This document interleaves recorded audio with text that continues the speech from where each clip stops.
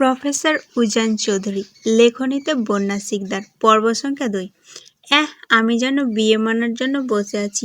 বুড়ো বয়সে এত সুন্দর কিউট একটা বউ পেয়ে নিজেকে গর্ভবতী সরি গর্বিত মনে করবে তা না, উল্টো আমার ওপর রাগ দেখায়। রাতটা যাক, তারপর তোকে বোঝাবো বউ কাকে বলে আর কত প্রকার। বুড়া খাটাস একটা। বাসর রাতে বউকে গিফট না দিয়ে বরং 10টা কথা শুনিয়ে চলে গেল।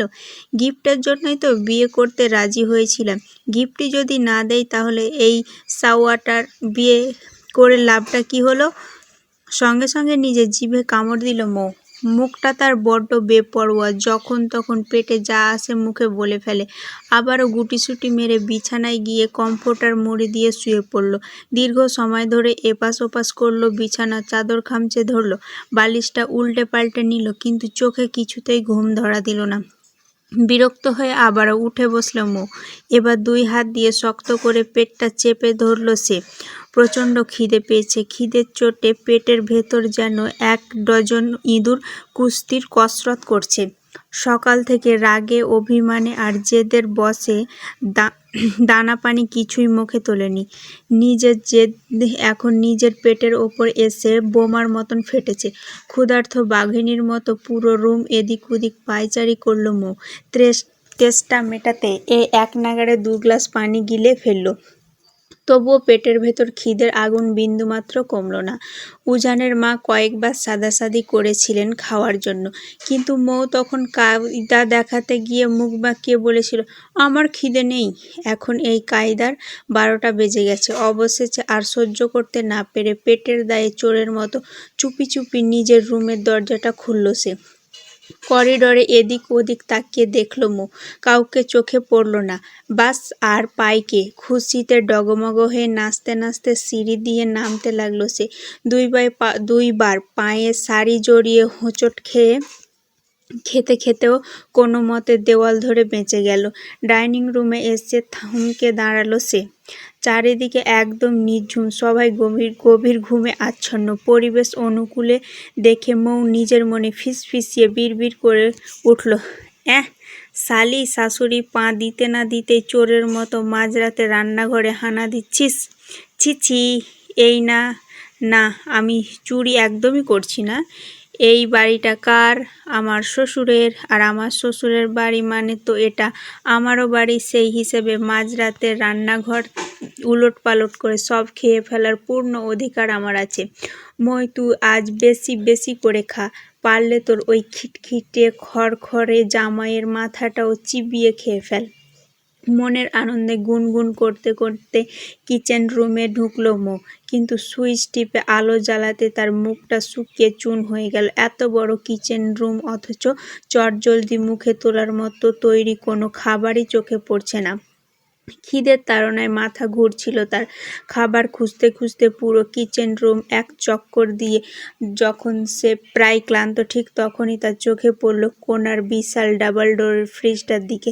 আসার আলো দেখে মৌ দ্রুত গিয়ে ফ্রিজের দরজাটা খুলল। আর খুলেই তার চোখ ছানা বড়া। ভেতরে বাহারি রকমের ফলমূল, মিষ্টি আর ডেজার্ট সাজানো। তবে অতশত রাজকীয় খাবারের দিকে না তাকিয়ে মৌয়ের নজর গেল একটু আগে শাশুড়ি আম্মা যে খাবারের প্লেটটা তাকে দিতে চেয়েছিল সেটার দিকে। প্লেটের ওপর ঢাকা দেওয়া ছিল। ঢাকনাটা তুলতে মৌয়ের চোখটা জুড়িয়ে গেল। আস্ত একটা চিকেন লেগ পিস মৌয়ের বরাবরই মারাত্মক দুর্বলতা। বাপের বাড়িতে এই লেগ পিস নিয়ে কত যুদ্ধ হয়েছে। মেহেরের ভাগের লেগ পিসটাও সে কতবার পটিয়ে পাটিয়ে নিজের পাতে তুলে নিয়েছে, তার ইয়াত্তা নেই। খুশিতে মৌয়ের চোখ চকচক করে উঠল। খাবারের প্লেটটা হাতে নিয়ে ডাইনিং টেবিল পর্যন্ত যাওয়ার তার তর সইল না। কিচেন রুমের মেঝেতেই ধপাস করে বসে পড়ল সে। তারপর কোনো রাজকীয় ভব্যতার তোয়াক্কা না করে 2 হাত লাগিয়ে তৃপ্তি ভরে চিকেন আর ভাত সাবার করতে লাগলো। খাওয়া শেষ করে একটা স্বস্তি পেল মৌ। নিজের বাপের বাড়ি হলে হয়তো প্লেটটা ওখানেই ফেলে রেখে চলে যেত, কিন্তু আজ সেই রিস্কটা নিল না। নতুন শ্বশুর বাড়ি বলে কথা। প্লেটটা যত্ন করে ধুয়ে একদম নির্দিষ্ট স্থানে উবুড় করে রেখে দিল। তারপরে তৃপ্তি ভরে এক গ্লাস পানি খেয়ে যেই না ঘুরে দাঁড়িয়েছে, ঠিক তখনই ওপরের সিঁড়ি বেয়ে নামছিল উজান। চোখে মুখে তার রাজ্যের বিরক্তি আর ক্লান্তি মাখানো। নিজের এসি রুম আর নরম বিছানা ছাড়া উজানের অন্য কোথাও মোটেও ঘুম হয় না। অথচ আজ এই আপদ মেয়েটার চক্করে তাকে নিজের রুম ছেড়ে পুরো বাড়ি টো টো করে করতে হচ্ছে সামান্য একটু ঘুমের আশায়। একটু আগে ছাদে গিয়েছিল ঠান্ডা বাতাসে ঘুমাতে, কিন্তু সেখানকার মশার দল কামড়ে তার পিঠের চামড়া তুলে ফেলার দশা করেছে। অতিষ্ঠ হয়ে শেষমেশ ডাইনিং রুমের সোফাটা ঘুমানোর উদ্দেশ্য নিচে নেমেছিল সে। হঠাৎ কিচেন রুমে খোলা দরজার দিকে তাকাতে উজানের পা দুটো জমে গেল। আবছা আলো আঁধারিতে দেখা যাচ্ছে একটা ছায়া মানব দাঁড়িয়ে আছে। সে পুরো কিচেন রুম জুড়ে সন্দেহজনকভাবে ঘুরে বেড়াচ্ছে। মাঝরাতে এই বিশাল বাড়িতে চোর ঢোকার আশঙ্কায় উজানের গায়ের লোম খাড়া হয়ে গেল। চোরটাকে সাইজ করার জন্য সে নিজের ভেতরে যতটুকু সাহস সঞ্চয় করলো, তারপর পা টিপে টিপে বিড়ালের মতো নিঃশব্দে কিচেন রুমের দিকে এগোতে লাগলো। মনে মনে উজান আওড়ালো, উজান চৌধুরীর বাসায় চুরি! এত বড় সাহস! দাঁড়া বেটা চোর, আজ তোর একদিন কি আমার যে কয়দিন লাগে, তোকে আজ মেরেই তক্তা বানাবো। উজান আর এক মুহূর্ত সময় নষ্ট না করে পেছন থেকে আচমকা ঝাঁপিয়ে পড়ল। মৌ কিছু বুঝে ওঠার আগে উজান তার শক্ত হাত দিয়ে মৌয়ের মুখ চেপে ধরল। আকস্মিক এই হামলায় মৌয়ের জান প্রাণ কবজ হওয়ার দশা। সে দুই হাত পা ছুঁড়ে আপ্রাণ জান প্রাণ দিয়ে ছটপট করতে লাগলো, কিন্তু জিমনেসিয়ামে যাওয়া উজানের পেশিবহুল হাতের শক্তির কাছে সে নিছকই এক পুতুল। মৌ নিজের মুখটা ছাড়ানোর জন্য উন্মাদের মতো মাথা ঝাঁকাতে লাগলো, কিন্তু মুখ চাপা থাকায় শুধু অস্পষ্ট গোঙানির শব্দ বের হলো। উজান রেগে মেগে দাঁতে দাঁত চেপে ফিসফিসিয়ে আওড়ালো, চোরের বাচ্চা চোর! তোর এত বড় কলিজা যে তুই উজান চৌধুরীর ডাইনিং রুম পার করে সোজা কিচেন রুমে চুরি করতে এসেছিস? আজ তোকে মেরে তক্তা বানিয়ে ফেলবো। ইফাত ভাইয়া কই তোরা? কথাটা শেষ করার আগেই চোরকে বাগে আনতে উজান নিজের ডান পা দিয়ে মৌয়ের পায়ে একটা জোরদার ল্যাং মারল। বেচারা মৌ আচমকা পায়ের আঘাত পেয়ে ব্যথায় আর আতঙ্কে চোখ মুখ খিচে বন্ধ করে ফেলল। নিজেকে ছাড়ানোর আপ্রাণ চেষ্টা করেও যখন দেখল কোনো লাভ হচ্ছে না, তখন উজান আরও বেশি গলা ফাটিয়ে চিৎকার জুড়ে দিল, আব্বু, আম্মু, তাড়াতাড়ি নিচে এসো, দেখে যাও, আমাদের কিচেন রুমে চোর ঢুকেছে! চোর, চোর, চোর! উজানের এই গগনবিদারী চিৎকার শুনে মৌয়ের মাথার রাগের রক্ত চড়ে গেল। অপমানে আর রাগে অন্ধ হয়ে মৌ আর কোনো উপায় না পেয়ে উজানের মুখের সামনে থাকা হাতের তালুতে নিজের ধারালো দাঁত দিয়ে সজোরে এক কামড় বসিয়ে দিল। ব্যথায় আকাশ ফাটিয়ে চিৎকার করে উঠল উজান। কামড়ের চোটে হাতটা এক ঝটকায় আলগা হয়ে যেতেই মৌ নিজেকে মুক্ত করে নিল। এক সেকেন্ডও সময় নষ্ট না করে শরীরের সমস্ত শক্তি পায়ের পাতায় এনে সে উজানকে একটা লাথি মারতে গেল। উদ্দেশ্য ছিল উজানের পায়ে লাথি মারা, কিন্তু তাড়াহুড়োয় নিশানা একদম ভুল হয়ে গেল। মৌয়ের শক্ত পায়ের লাথিটা শটাং গিয়ে লাগলো উজানের শরীরের সবচেয়ে সংবেদনশীল জায়গায়, একদম মেন পয়েন্ট বরাবর। সাওয়ার নাতি ছাড়! আমি চোর নয়, তোর বিয়ে করা বউ লাগি বউ! হাঁপাতে চেঁচিয়ে উঠল মৌ। লাথিটা লাগার সঙ্গে সঙ্গে উজানের চোখ দুটো চড়ক গাছ হয়ে গেল। মুহূর্তের মধ্যে তার মুখের সমস্ত রং উবে গেল। ব্যথায় পুরো শরীর কুঁকড়ে সোজা মেঝেতে হাঁটু গেড়ে বসে পড়ল সে। দুই হাত দিয়ে জায়গাটা চেপে ধরে ব্যথায় তার কথা ফোটার দায় হয়ে পড়েছে। এতক্ষণে মগজে আলো ঢুকলো তার। যাকে সে এতক্ষণ চোরের বাচ্চা চোর বলে উত্তম মধ্যম দিচ্ছিল, সে অন্য কেউ নয়, এই বিকেলেই ধুমধাম করে বিয়ে করে আনা তার অর্ধাঙ্গিনী উজান ব্যথায় নীল হয়ে আহত ও করুণ কণ্ঠে মরণ আর্তনাদ করে উঠল, মামুদ গো, এই মেয়ে আমার জীবনের লাল বাতি জ্বালিয়ে দিল। আপন বউকে পাওয়ার আগেই আমার বংশ নির্বংশ করে দিল। এই খাচ্চন্নি মেয়েকে তোমার কাছে তুলে নাও। সঙ্গে সঙ্গে আবারও উজানের পায়ে সজোরে আরেকটা লাথি বসালো মৌ। মাথা নিচু করে দু হাতে কোমর গুজে কর্কশ গলায় চেঁচিয়ে উঠল, গোলামের পুত, শখ দেখো, পীড়িত করে বাচ্চা কাচ্চা পয়দা করতে পারলাম না, আর এই বুড়ো খবিস বলছে আমাকে তুলে নিতে। তোকে তো। বলতে বলতে মৌ উজানের মুখের দিকে তাকিয়ে একদম স্তব্ধ হয়ে গেল। আপনা আপনি তার মুখ হাঁ হয়ে গেল, চোখ দুটো কপালে উঠল, ঘাড় কাত করে সে উজানের দিকে এমনভাবে তাকিয়ে রইল যেন কোনো এলিয়েন দেখেছে। এতক্ষণে উজানের চিৎকার চেঁচামেচিতে ডাইনিং রুমে বাসার একে একে সবাই হাজির হয়ে গেল। মৌ এক দৃষ্টিতে উজানের দিকে তাকিয়ে থাকতে থাকতে তার মাথা ঘুরে পড়ে যাচ্ছিল। ঠিক তখনই মেহের দৌড়ে এসে তাকে পেছন থেকে ধরে ফেলল। সবার সামনে নিজের ছেলেকে এমন অবস্থায় দেখে বাড়ির কর্তা আরিফুন চৌধুরী বাজখাই মেজাজে গর্জে উঠলেন, এই ছেলে, তোর লজ্জা শরম বলতে কিছু নেই? তোদের জন্য বাসর ঘর সুন্দর করে সাজিয়ে দেওয়া হলো, আর তুই সেখানে না থেকে মাঝরাতে চোর চোর বলে চিৎকার করে পুরো ডাইনিং রুম মাথায় তুলছিস? চেলাকাটের বাড়ি খাওয়ার খুব শখ হয়েছে, তাই না? চুপচাপ বৌমাকে নিয়ে নিজের রুমে যা। বাবার কথা শুনে উজান ব্যথায় দাঁতে দাঁত পিষে গর্জে উঠল, আমার লজ্জা নেই না? তোমার এই আদুরের বৌমাকে একবার জিজ্ঞাসা করো, ও এই মাত্র আমার সাথে কি কি করেছে। এই পুচকে বিড়ালের বাচ্চার লজ্জার লও নেই, মুখের ভাষা কি ছিঁড়ি, একটা আস্ত ইডিয়েট। আরিফুন চৌধুরী ছেলেকে থামিয়ে দিয়ে বললেন, তুই একদম চুপ কর। আমার বৌমা এক্কেবারে লক্ষ্মী, ও ভালোই আছে। তুই নিজে খারাপ তো 14 গোষ্ঠী খারাপ। বাবার মুখে নিজের বংশের বদনাম শুনে উজান কপালে হাত দিয়ে বিড়বিড় করলো, লে হ্যালোয়া। নিজের গোষ্ঠীকে খারাপ বলতে যার একটুও দ্বিধা হয় না, অথচ এই বজ্জাত বৌমাকে কিছু বলা যাবে না? পৃথিবীর 1 নম্বর পক্ষপাতী শ্বশুর তুমিই হবে, ড্যাড। আরিফুন চৌধুরী কাচুমাচু হয়ে খানিকটা ভাব নিয়ে বললেন, তাও অবশ্য ঠিক, কিন্তু তুই চোর চোর বলে এইভাবে চিৎকার করছিলি কেন? আগে সেটা বল।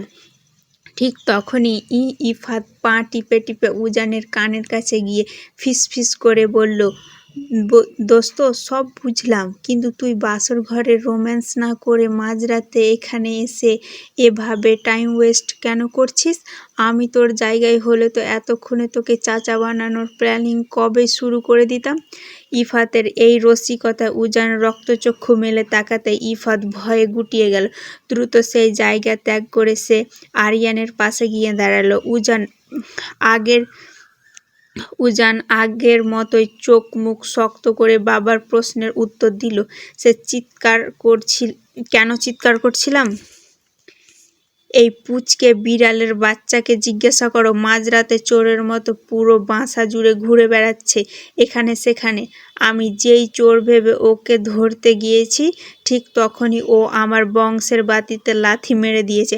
আচমকা রাগের মাথায় মুখ ফুসকে একদম খাঁটি সত্য কথাটি বের হয়ে আসায় উজান দ্রুত নিজের মুখ চেপে ধরল, কিন্তু ততক্ষণে যা হওয়ার হয়ে গিয়েছে।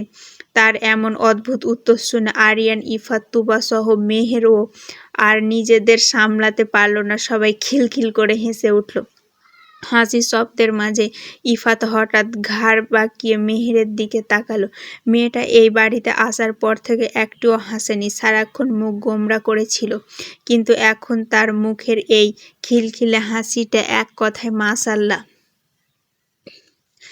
দেখতে বড্ড সুন্দর লাগছে। আচমকা ইফাতের গভীর চোখের দিকে নজর পড়তে মেহেরের হাসি চট করে থেমে গেল। সে দ্রুত চোখ নামিয়ে মাটির দিকে তাকিয়ে রইল। ততক্ষণে আরিয়ান নিজের নাক সিটকে উজানকে টিপ্পনি মেরে বলল, ভাই, তোর বংশের বাতি এখনো ঠিকঠাক আছে নাকি এক লাথিতে সোজা চাঁদের দেশে চলে গিয়েছে? আরিয়ানের এই কথাটি বলার সঙ্গে সঙ্গে পুরো ডাইনিং রুম জুড়ে হাসির রোল পড়ে গেল। বাড়ির সবার এই কাণ্ড দেখে ব্যথায় নীল হয়ে যাওয়া উজান একদম তাজ্জব বনে গেল। আর এদিকে এত কিছু ঘটে যাওয়ার পরেও মৌ এখনো মন্ত্রমুগ্ধের মতো লোভাতুর দৃষ্টিতে উজানের দিকে তাকিয়েছিল। তার এভাবে তাকিয়ে থাকার আসল কারণ ডাইনিং রুমের বাকিরা না বুঝলেও মেহের কিন্তু ঠিকই বুঝতে পেরেছিল। মৌয়ের এই অস্বাভাবিক আর হাওয়াতের মতো চাহনিতে উজান নিজে বেশ বিরক্তি হলো। সে চরম গম্ভীর স্বরে আওড়ালো, এই স্টুপিড, এভাবে হাঁ করে তাকিয়ে আছো কেন? মৌ এবার চট করে মেহেরের দিকে তাকিয়ে চোখ দুটো সরু করে ফিসফিস করে বলল, জানু, আমি কি সত্যি ঠিক দেখছি রে? এই বুড়ো খবিস ও সরি টমেটো, ধুর, এই প্রফেসর সাহেব আমার আসল বর? মেহের মনে মনে নিঃশব্দে হাসল। এই পাগল মেয়েটার কথার ধরন এমন কেন? তার কারণ মেহেরের চেয়ে ভালো আর কেউ জানে না। সে মৌয়ের দিকে তাকিয়ে আলতো করে মাথা নাড়িয়ে হ্যাঁ বলতে মৌ খুশিতে একেবারে উৎফুল্ল হয়ে শূন্য লাফিয়ে উঠল। জানু জানু জানু, আমার 275 নাম্বার ক্রাশ এখন আমার নিজের বর। আব্বাজান শেষমেশ আমার এই ক্রাশটার সাথে আমার বিয়ে দিয়েছে, ইয়াহু! এখন তো আমার খুশিতে নাগিন ডান্স দিতে ইচ্ছে করছে। নাগিন নাগিন, এই বলে মৌ কারো তোয়াক্কা না করে নিজের মনে গুনগুন করে গান গাইতে গাইতে ডাইনিং রুমের মাঝখানে কোমর দুলিয়ে নাচতে লাগলো। তার এই অভাবনীয় কাণ্ড দেখে বাড়ির সবাই চোখ চড়ক গাছ। সবাই বিস্ময়কর দৃষ্টিতে এই নতুন বউয়ের দিকে তাকিয়ে আছে। কেউ ঠিক করে ঘটনা বুঝে উঠতে পারছে না। পাত্র না দেখেই এক প্রকার জেদ আর অভিমান করে উজানকে বিয়ে করতে রাজি হয়েছিল মৌ। তার বাবা বিয়ের আগে বারবার ছেলের ছবি দেখতে বললেও সে রাগে দেখেনি। আর মেহের সবটা জেনে শুনেও মৌকে একটা বিশাল সারপ্রাইজ দেওয়ার জন্য সত্যিটা গোপন রেখেছিল। উজানকে মৌ প্রায় 2 বছর ধরে চেনে, তবে সামনাসামনি চেনা নয়। ফেসবুকে উজানের একটা ড্যাশিং ছবি দেখে সে তার ওপর মারাত্মক ক্রাশ খেয়েছিল। আর উজানের ওপর ক্রাশ খাওয়ার সংখ্যাটা ছিল ঠিক 275 নম্বর। দিনে সে কত শত জনের প্রতি মৌ ক্রাশ খায় তার হিসাব সে নিজেও জানে না। তবে বাকিদের নিয়ে যে মোটেও সিরিয়াস না হলেও উজান ছিল সম্পূর্ণ ভিন্ন। ফেসবুকে উজানকে সে প্রতিদিন 24 ঘন্টা ফলো করে। উজানের এমন কোনো পোস্ট ছিল না যেখানে গিয়ে মৌ সবার সামনে আই লাভ ইউ বলে কমেন্ট করেনি। কোনো মেয়ে যদি ভুল করে উজানের ছবিতে একটা লাভ ইমোজি বা প্রশংসার কমেন্ট করতো, মৌ ডিরেক্ট সেই মেয়ের ইনবক্সে গিয়ে চুলোচুলি আর ঝগড়া বাঁধিয়ে দিত।